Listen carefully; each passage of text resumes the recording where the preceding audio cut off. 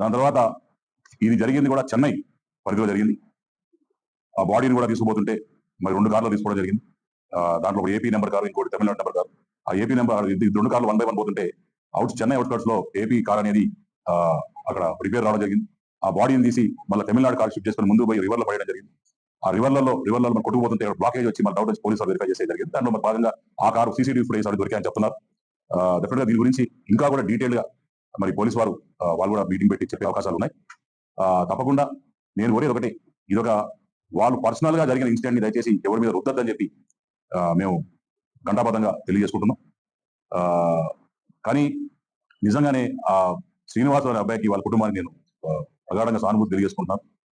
వాళ్ళ బాడీ కూడా సాయంత్రం 6 గంటలకు 7 గంటలకి తెచ్చే అవకాశాలు ఉంది. తప్పకుండా నేను దగ్గరుండి తమ్ముడి అంత్యక్రియలు కూడా దగ్గరుండి నేను చూసుకుంటానని చెప్పి ఈ ప్రశ్న ద్వారా తెలియజేసుకుంటాను.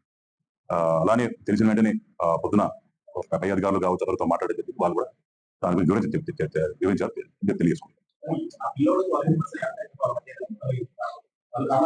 అంటే ఒకటన్నా మీకెంత తెలుసో నాకు అంత తెలుసు వాస్తవంగా. ఎందుకంటే అది వాళ్ళ ఫ్యామిలీ వాళ్ళ ఫ్యామిలీగా ఉండేటోళ్ళు, అతను పిఏగా డ్రైవర్ గా పనిచేసిన వాడు వాస్తవం.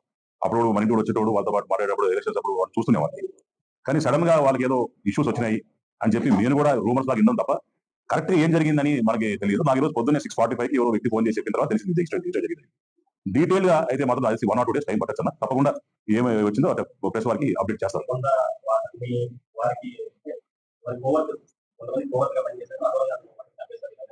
మళ్ళా చెప్తున్నా, దీని గురించి డీటెయిల్ గా నాకు కూడా ఇంతవరకు మీకు చెప్పిన దాని నాకు కూడా సమాచారం ఉంది.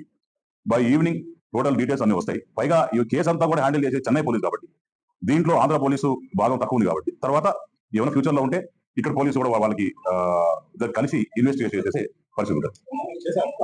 నాకు వచ్చిన ఇన్ఫర్మేషన్ మాత్రం తమిళనాడు పోలీసు అరెస్ట్ చేస్తున్నారు, వాళ్ళు రిమాండ్ లో పెట్టున్నారు. 6 మంది మీద కేసు బుక్ చేశారని చెప్పి నాకు చూసాయిగా ఇన్ఫర్మేషన్. Maybe correct